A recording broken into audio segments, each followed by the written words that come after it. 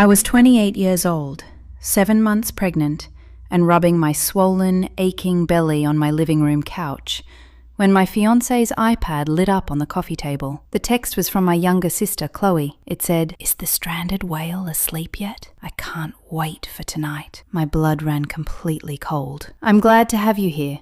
Follow my story to the end and comment the city you are watching from so I can see how far my story has reached." They say a house is only as strong as its foundation. You can paint the walls, hang beautiful pictures, and plant roses in the yard. To the outside world, it looks like a dream home, but deep beneath the floorboards, termites can be slowly, silently eating away at everything holding you up. I lived in that house, and I had no idea that the two people I loved most in the world were the termites chewing through the wood. Let me give you the background, because to understand the sheer, unadulterated evil of what they did, you need to understand who they pretended to be. My fiancé, Mark, was the definition of the golden boy. He was 30, insanely charismatic, and making $120,000 a year as a senior project manager. When we met, he swept me off my feet. He brought my mother flowers.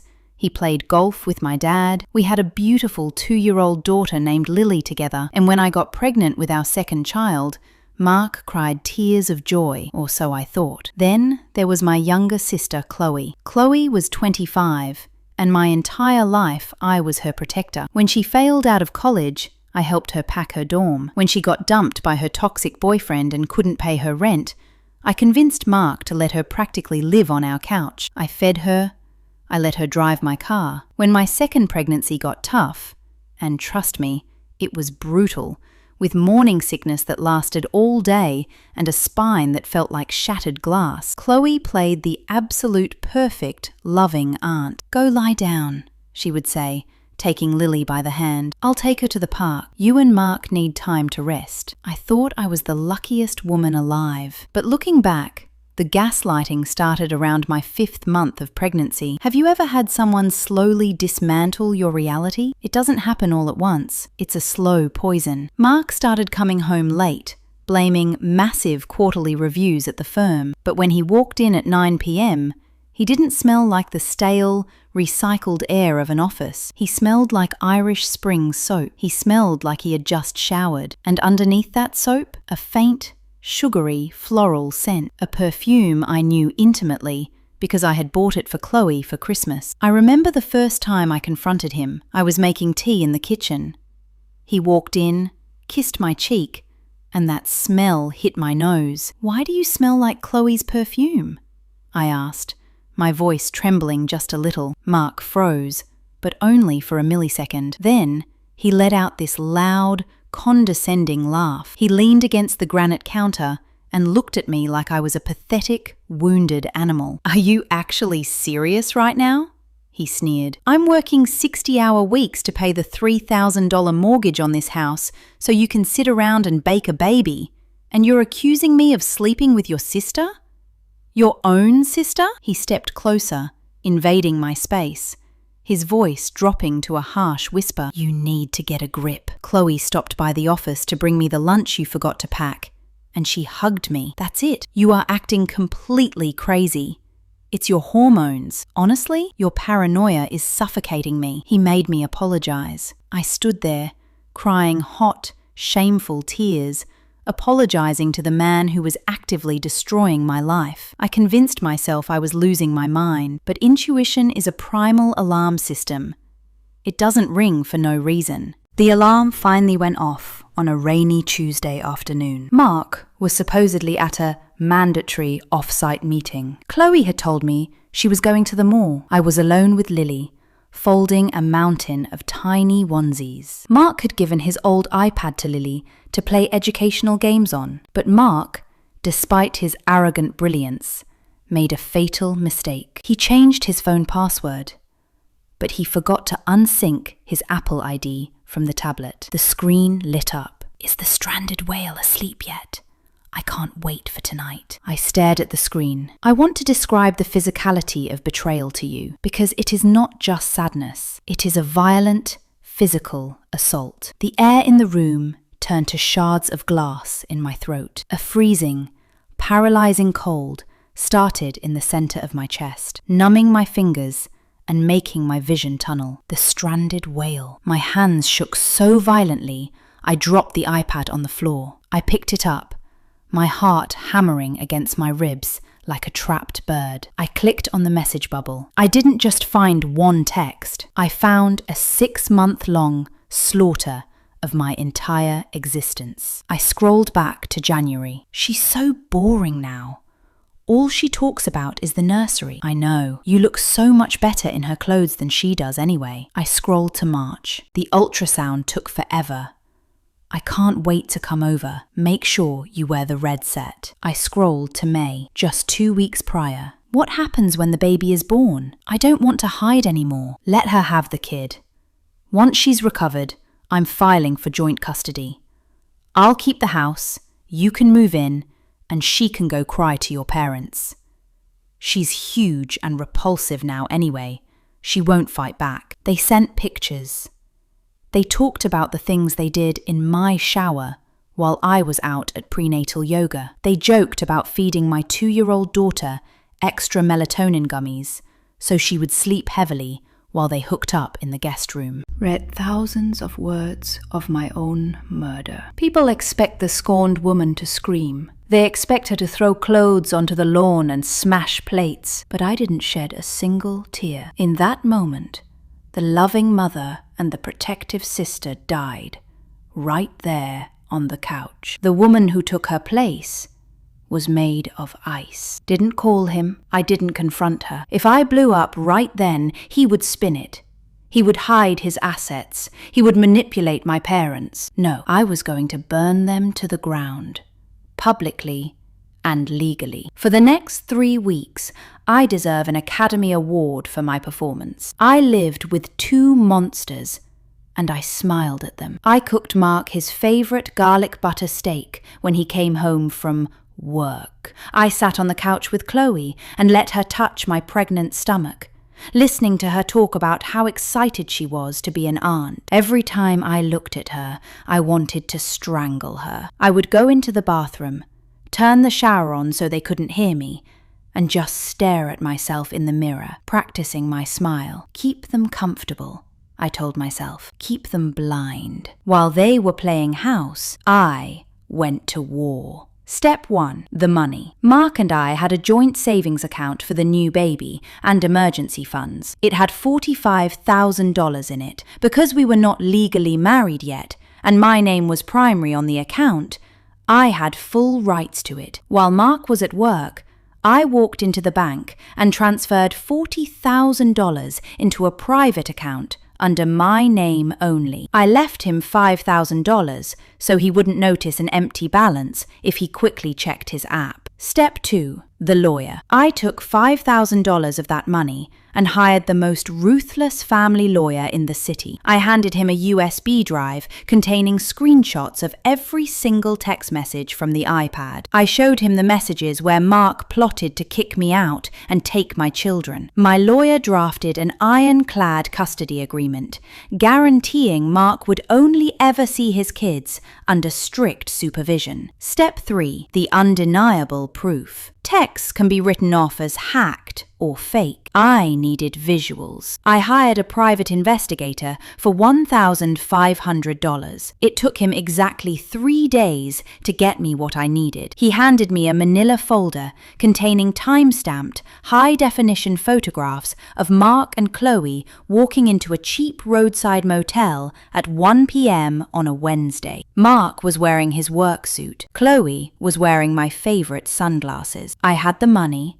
I had the legal upper hand. I had the photos. Now, I just needed an audience. My baby shower was scheduled for that Saturday. Mark, wanting to play the role of Father of the Year to his family and co-workers, had rented out a private dining room at a high-end country club. 35 people were invited.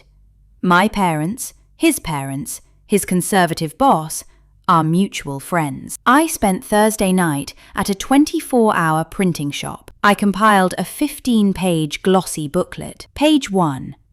The text calling me a stranded whale. Page 2. The texts mocking our parents. Chloe called our mother a clueless old bat. Page 3. The text where Mark bragged about using his company credit card to pay for their motel rooms. Page 4. The crystal clear private investigator photos. I printed 35 copies. I sealed every single one inside a thick, expensive, shimmering golden envelope. Saturday arrived. I wore a stunning, form-fitting white maternity dress. I got my hair and makeup done professionally. When Mark saw me, he smiled and kissed his forehead. "You look beautiful, babe," he lied. Chloe hugged me tight. "You're glowing, sis," she chirped. The party was lavish. Crystal chandeliers, white roses on every table, $50 steaks, and clinking champagne glasses. Everyone was laughing. The irony was poetic. A beautiful room celebrating a beautiful lie. Toward the end of the meal, Mark stood up. He tapped his crystal water glass with a silver spoon. The room fell silent. He wrapped his arm around my waist, pulling me close. I could smell the Irish Spring soap. "I just want to thank everyone for coming," Mark said, his voice dripping with that fake, practiced charm. "To my beautiful fiancé, you are my rock. I am so lucky to be building this family with you. And to Chloe, for being the best sister and future aunt we could ask for. We couldn't do this without you." The room erupted in applause. My mother was wiping away tears of joy. Mark's parents looked at their son with total pride. Chloe beamed from her seat, dabbing a fake tear from her eye. I let the applause die down. I took a deep breath, stepped away from his arm, and picked up the microphone. "Thank you, Mark," I said. My voice was steady, cool, and echoed perfectly through the room's sound system. "And thank you all for being here. Before we do gifts, I actually have a party favor for all of you." I looked at the two waiters standing by the kitchen doors. I had tipped them $100 each before the party. They wheeled out silver carts stacked with the 35 golden envelopes. "Mark and I have a very special announcement," I said, looking out at the crowd. "Please, don't open them until everyone has one." The waiters went around the room. They handed one to my mother, one to Mark's mother, one to his boss, Richard, one to Chloe, and finally, one to Mark. "Go ahead," I said softly into the microphone, locking eyes with Mark. "Open them." 35 envelopes were torn open in unison. For the first 15 seconds, there was absolute suffocating silence. You could hear the hum of the air conditioning. People were just staring at the first page, their brains struggling to comprehend the absolute filth they were reading. And then the bombs went off. My mother let out a guttural, horrifying gasp. She dropped the booklet onto her plate, knocking over her water glass, and covered her mouth, sobbing instantly. Mark's boss, Richard, flipped to page 3, the page about the company credit card. His face turned deep purple. He slammed the booklet onto the table, pushed his chair back so hard it tipped over, and glared at Mark with pure disgust. I turned my head to look at Chloe. She was staring at the screenshot where she called our mother a clueless old bat. All the colour drained from her face. Her hands were shaking so violently she dropped the papers onto the floor. And Mark, the golden boy, he was staring at the PI photographs of himself outside the motel. His arrogant, charming mask completely melted off. In its place was sheer, unadulterated terror. The termite had been dragged out into the light. "Babe," he stammered, his voice cracking. He reached a shaking hand out toward me. "What is this? This is a joke. Somebody faked this with AI. Babe, please." I didn't back away. I leaned into the microphone. "I hired a private investigator, Mark," I said, my voice cutting through the rising murmurs of the room. "The only thing fake in this room is your 6-figure facade. You're a broke, cheating narcissist." Total chaos erupted. Mark's father stood up, his face red with absolute fury. He balled up his booklet and threw it directly at Mark's chest. "You absolute piece of garbage," he roared in front of everyone. "Your pregnant fiancé?" My dad lunged across the table toward Chloe. "Get out," he screamed at her, his voice breaking. My mum was hyperventilating, pointing a shaking finger at her youngest daughter. "You are sick. You are dead to me." Chloe burst into hysterical tears, trying to shrink into her chair, surrounded by 35 people staring at her like she was a diseased rat. "I'm sorry," she wailed, trying to play the victim. "We didn't mean to. We fell in love." I walked right up to her chair. The room quieted just enough to hear me. I looked her up and down with pure disgust. "You didn't fall in love, Chloe," I said coldly. "You just picked up my trash because you're too pathetic to get your own man. He's all yours." I grabbed my purse. I walked over to the corner, picked up my 2-year-old daughter, Lily, and rested her on my hip. I walked back toward the door, stopping right next to Mark, who was currently being yelled at by his boss. "Oh, and Mark," I whispered, just loud enough for him to hear, "I moved $40,000 out of our joint account. My lawyer will serve you on Monday. Have your trash out of my house by tonight, or I will have you removed for trespassing." I didn't wait for his response. I turned my back, walked out of the country club, got into my car, and vocabulary. I felt lighter than air. Let's talk about the aftermath. Because karma isn't just a concept, it's a mirror. Mark's life completely imploded.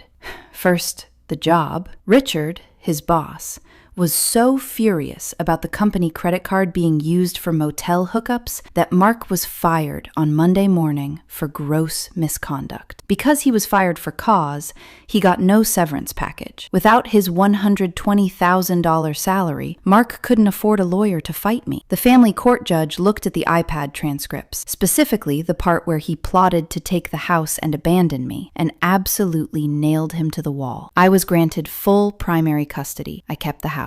Mark eventually had to take a job working at an insurance call center, making $50,000 a year. The judge ordered him to pay $2,400 a month in child support for both kids. The golden boy, who used to drive a Tesla, now lives in a tiny, depressing studio apartment and drives a 15-year-old sedan because he had to sell his car to pay his legal debts. His parents barely speak to him. As for Chloe, my parents went home from the baby shower and completely packed up her childhood bedroom. They put her boxes on the porch and changed the locks. Our entire extended family blocked her on social media. She became the ultimate pariah in our hometown. She couldn't walk into a grocery store without people pointing and whispering. Mark and Chloe tried to stay together for about 2 months after the explosion. But as it turns out, sneaking around is only fun when you're stealing from someone else. Once Mark was broke, depressed, and living in a shoebox, Chloe dumped him. Last I heard, she moved 3 states away and is working as a bartender,